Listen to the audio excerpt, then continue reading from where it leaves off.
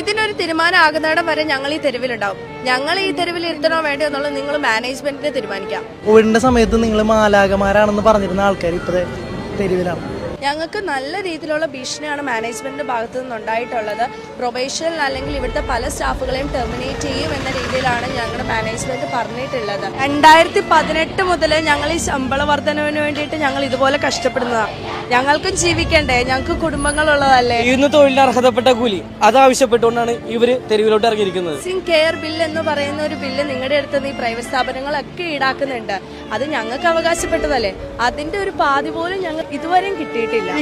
ഒരാളുടെ മേലെങ്കിലും ഒന്ന് തൊട്ടു നോവിക്കാൻ ആസ്റ്റർ മാനേജ്മെന്റ് അല്ല, അതിന്റെ അപ്പുറത്തെ മാനേജ്മെന്റ് ആയാലും മുട്ടുകുത്തി നിന്നാലും നടക്കില്ല.